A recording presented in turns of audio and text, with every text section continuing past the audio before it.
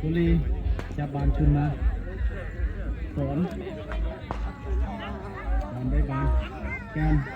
กนขวาบานไปบอกทางแต่ปัญญานี่ละได้บานมาให้ปีเตอร์มีคนไวถึง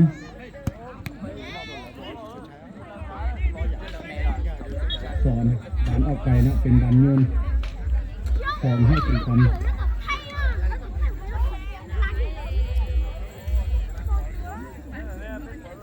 อลิงเงินบานกระทุนอลิงตามออกเป็นบานตั้งเจจากหน้าประตูของทางสิดับตามมาอยู่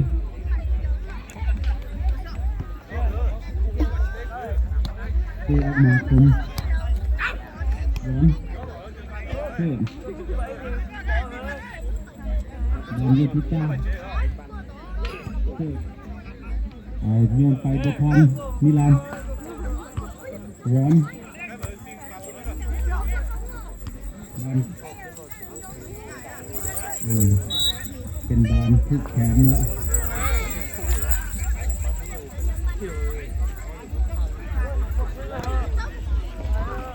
สำหรับผู้ที่นั่นคือสิงสนาเลิศเนาะ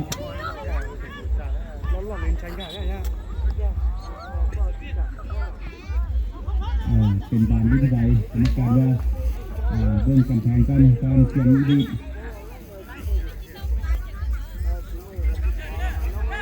บานอยู่ที่ใส่ปัญญาจะยิงหรือจะยืนโยนเข้าไปได้ลุ้นขนาดเนาะ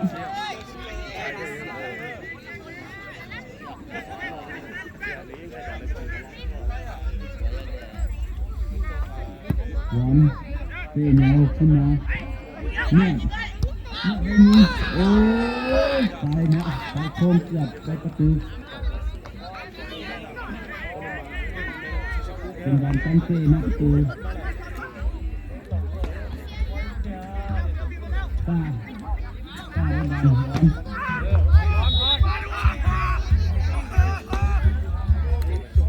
เป็น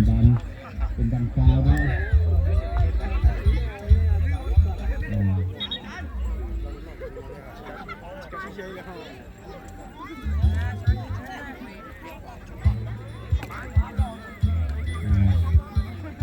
เย็นเตะบอลแห้งได้นะแต่ว่าเราต้องเตะทุกคนเตะบอลแห้งเตะในใบกระเด็น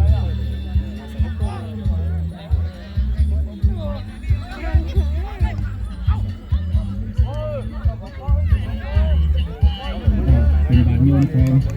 เพื่อถูกทำ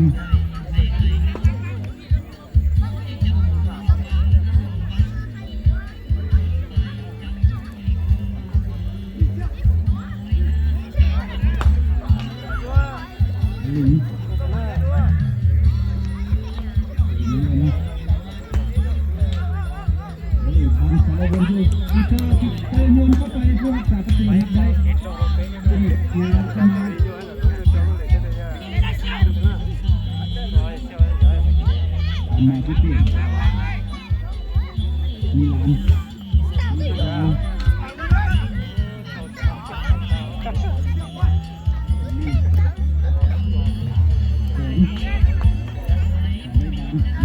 มีแต่ว่าที่องค์นี้ทองตาชูบอลสกัดออกหลังเป็นบอลแจของทำสิดับทำไม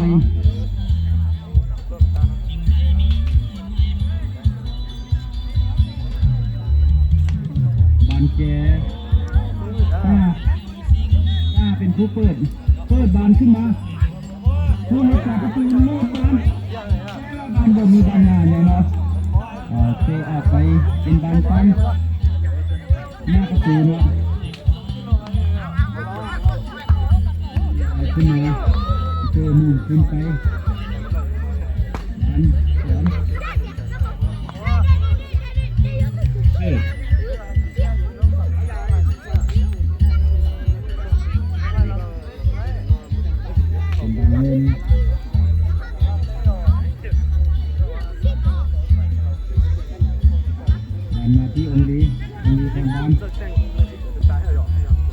วี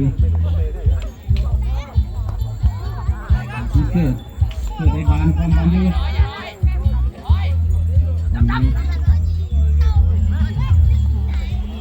ตรงนี้มันได้บ้านอยู่ขึ้นหลังให้บอลคน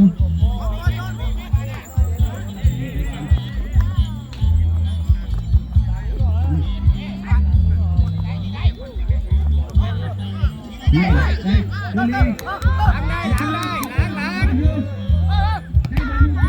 แต่ว่าบอลเขาก็ได้มีล้าง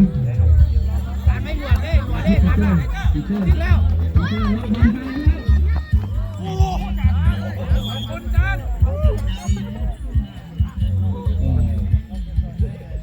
มันก็ไปเล่นนะ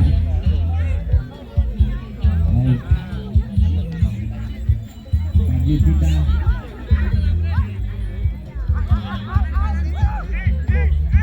น้ำเปิดบานมาบอลมี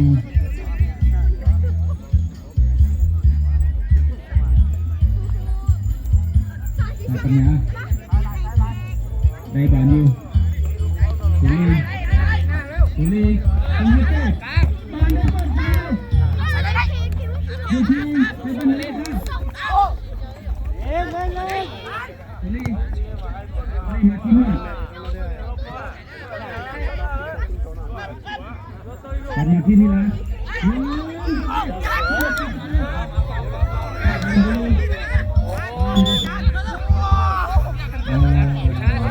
ทำการเต้าแล้วเอาเบิ้งคน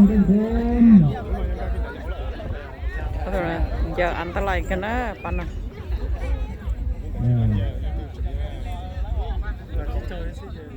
ตัวสั่งห้องว่าคุณลินสามารถเข้าไปเบิ้งคุณเก็บอยู่ไหนได้เด้อ ก็เลยมาช้าเป็นบันไหนอยู่ที่สองล็อกโอ้เป็นบันนุ่นคือว่าบันนุ่นขององลีนี่อันตรายนะคือว่าเป็นคนที่ยืนบานแฮงแล้วก็ยืนบานไอ้ลืมขนาด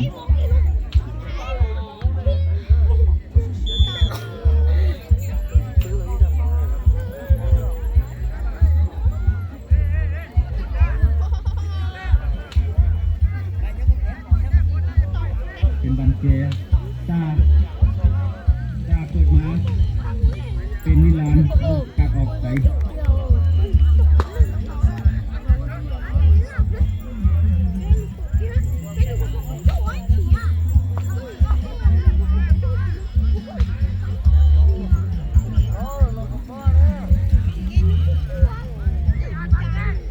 องลีเป็นบันยุ่งขององลีเงินเข้ามาผู้จับประตูสกัดออกเอง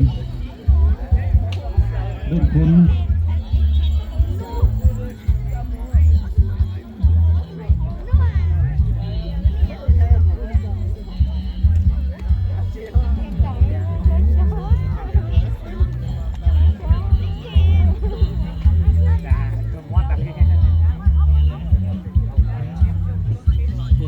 เวลาผ่านไป10 นาทียังเสมอกัน 0-0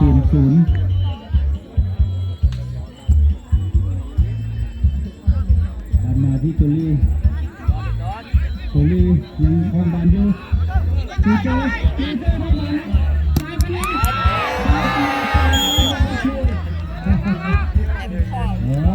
ได้ลุ้นขนาดอยากได้ประตูขึ้นมา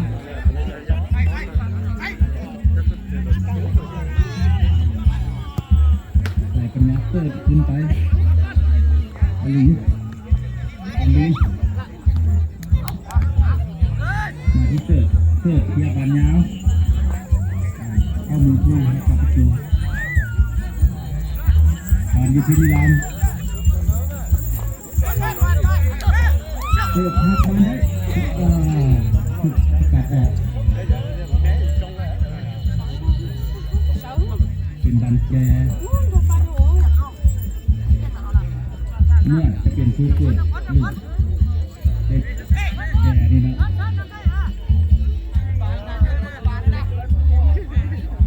เปิดขึ้นมาช่วยอยู่นะครับมาพิการแก้ได้บ้าน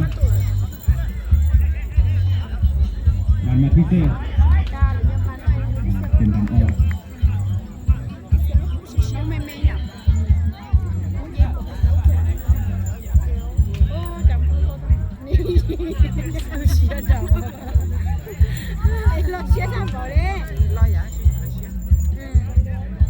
เป็นบันโยนขององลีโยนขึ้นไปบานกลับมาที่องลียิงไกลโยนอี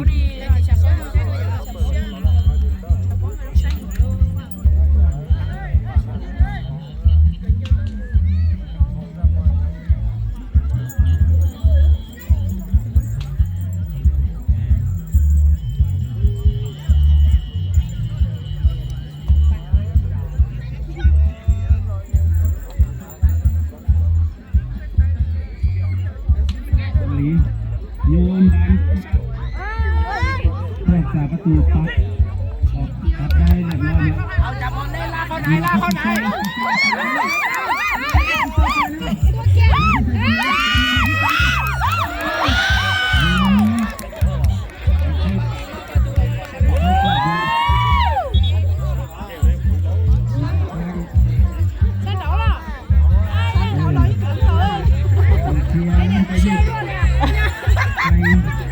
ไปเส้นนึงเนี่ยประมาณ3 นาทีนะกองเชียร์ไม่ต้องเข้ามาใกล้เลยไม่กดตีแล้วก็เล่นมาไปแล้ว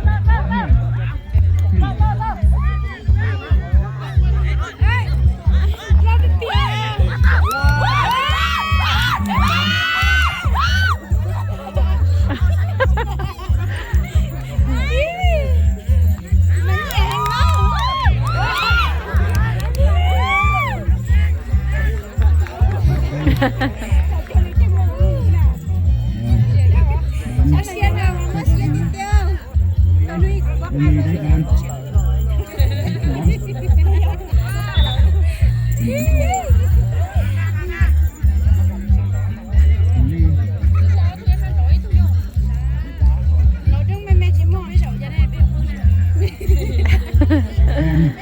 การยิงไกล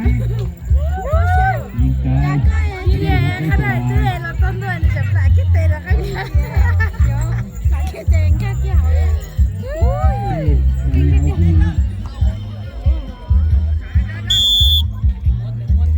เป็นบันออกแจ๊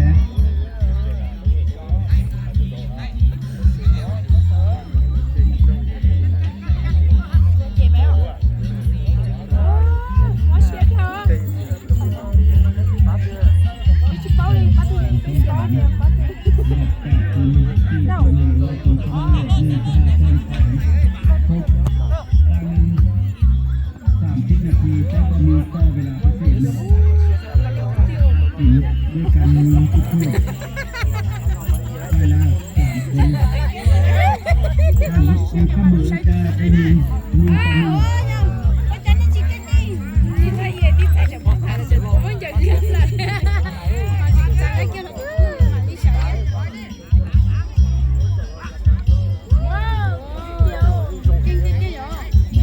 มาที่ใจคุณนะข้อมือ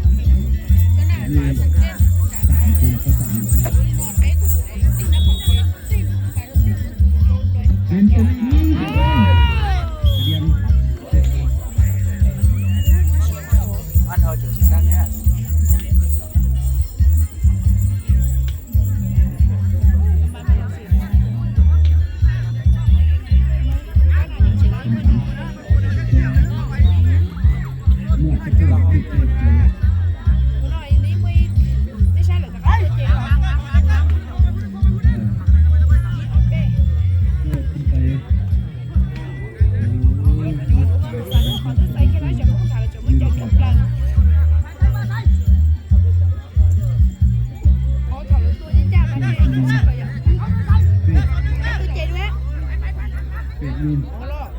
เอาเกินได้ประตูแล้วยอมกล้ามาตาเล่ยอมเดี๋ยวไปมาอยู่บนเก่าแล้ววันที่สี่ใส่กันมาถ้าผ่านออกไปเป็นเต้เขาทำใน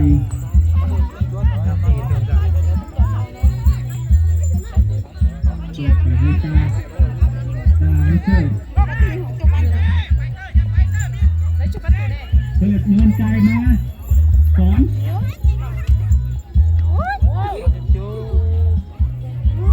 ลิงเสียออกหลังเป็นบันได้แล้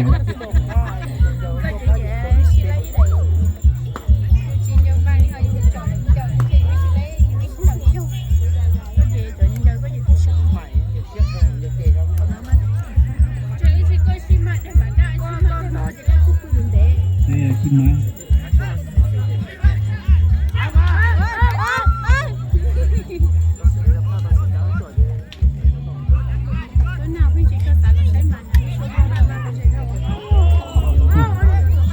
ค่อย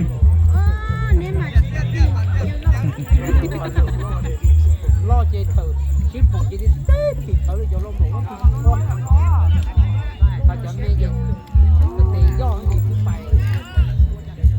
เป็นบันตังนักบอลโยนขึ้นมานี่ครับ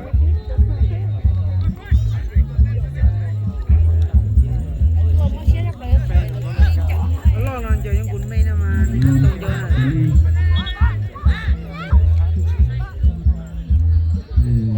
คนก่อน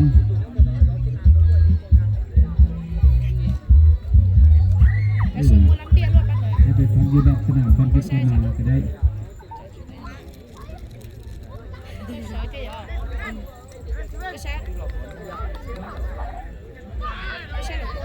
พวกนี้เราเปลี่ยนคนเนี่ยพวกนั้นเดี๋ยวมันจะเปลี่ยนคนเลยเฮ้ยเล่นไปแล้วเล่นเฮาเลยนะตัดเลยนะ